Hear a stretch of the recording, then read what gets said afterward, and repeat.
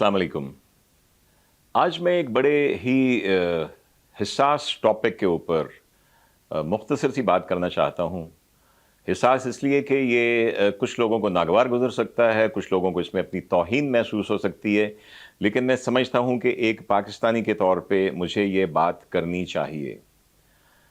तो अल्लामा इकबाल ने तो कहा था कि है जुर्मे तकदीर के काजी का ये फतवा है अज़ल से, है जुर्मे ज़ईफ़ी की सज़ा मर्ग मफाजात। तो जनाब ये खिताब जो काजी हैं वो हैं जिन्होंने रोज़े जज़ा और सज़ा के दिन काजी का रोल अदा करना है, परवरदिगार ने, अल्लाह ताला ने। और अल्लाह ताला की बहुत सारी सिफ़तें हैं जो उन्होंने इंसानों को भी अता की हैं।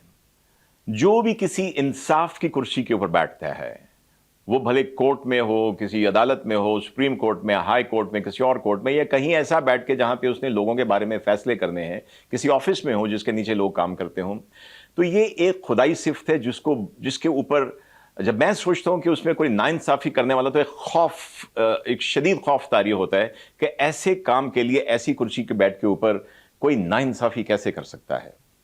लेकिन जो कुछ अरसे से, क्या बहुत अरसे से अपने मुल्क में मैंने हाल देखा है इंसाफ का, तो कुछ ऐसी चीज़ मेरे जहन में आती है।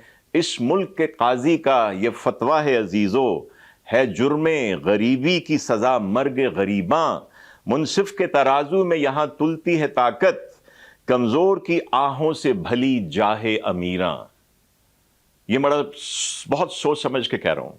आई डोंट नो इसके ऊपर किसी की तौहीन बनती है या नहीं बनती, लेकिन जो देखा जा रहा है, मुझे ये समझ नहीं आती कि आज तक किसी मुनसिफ ने सू मोटो इस बात पे नहीं लिया कि किसी गरीब की सरे बाजार उसकी इज्जत लुट गई, किसी खातून की इज्जत किसी मोटरवे पे ऊपर लुट गई, कुछ बच्चों के सामने उनके मां बाप को कत्ल कर दिया गया, कोई सू मोटो नहीं लिया जाता। वीडियोज आ जाती हैं, गवाह आ जाते हैं जहां पे एक शख्स एक खातून को, अपनी बीवी को बेदर्दी से कत्ल करता है, उसका सर काटता है, कोई सू मोटो नहीं लिया जाता, क्योंकि ये मुकदमे जितने लंबे होंगे, मुकदमे लड़वाने वाले उसमें जो है उनका भी फायदा होगा, और जो इंसाफ है वो लटकता जाएगा। और दूसरी तरफ वो जाहे अमीरा की बात की, उनके लिए रातों को अदालतें खुल रही हैं, छुट्टी वाले दिन खुल रही हैं, एक तरह से जैसे गोया घर जाके उनको जमानतें दी जा रही हैं। यार 5-5 हजार रुपए में इतने बड़े बड़े लोगों को जमानतें मिल रही हैं कि 1 ग्राम शायद पाउडर रखने वाला जो है उसको भी इतने में जो है ना उसको जमानत ना मिले। उनको तो जमानत के लिए पेश ही नहीं उनकी हो सकती। तो ये कैसा इंसाफ है? मुझे बताइए कि क़यामत के दिन क्या जवाब देंगे जब वो मुनसिफ जो है वो तकड़ी लेके बैठा होगा, आपके अमाल अपनी जगह होंगे, आपने जो कुर्सी पे बैठ के, इंसाफ की कुर्सी के ऊपर बैठ के जो आपने फैसले किए, उनका जवाब कौन देगा? अभी चंद दिन कबल मैंने पढ़ा कि 2 भाइयों को फाइनली उनको बरियत के हुक्म मिले, जबकि दोनों को कुछ बरस पहले फांसी हो चुकी है।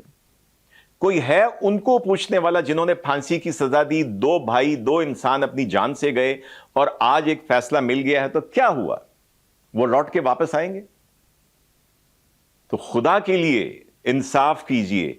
आप इंसाफ नहीं करेंगे तो ये इंसाफ जो है इसी तरह अमीरों की झोली में गिरता रहेगा। जो इंसाफ आपको लोगों के घर की दहलीज तक पहुंचाना चाहिए, गरीब जो है वो मौत की दहलीज पे पहुंच जाता है और उसको इंसाफ नहीं मिलता, और अमीरों को घर बैठे मिल जाता है।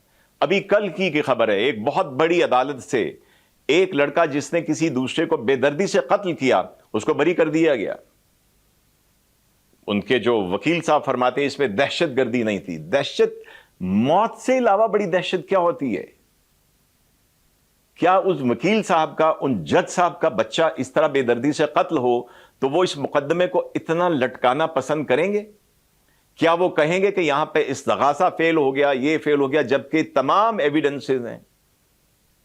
उस पुलिस के ट्रैफिक वाले, उस वार्डन को कौन इंसाफ देगा जिसकी वीडियोस मौजूद हैं कि उसको एक गाड़ी ने, एक वडेरे की बड़ी की गाड़ी ने फड़का दिया, उस बेचारे को उठा के मारा और वो अपनी जान से गया?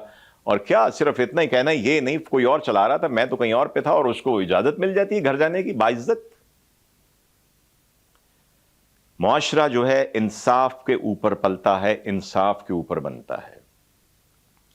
तौहीन अदालत एक शख्स की तौहीन होती है अगर वो समझता है तो, लेकिन जब उस कुर्सी पे बैठा हुआ शख्स इंसाफ नहीं करता تو توہین انصاف ہوتی ہے، اور انصاف وہ سب سے بڑا عمل ہے جو کہ قیامت کے دن کیا جائے گا۔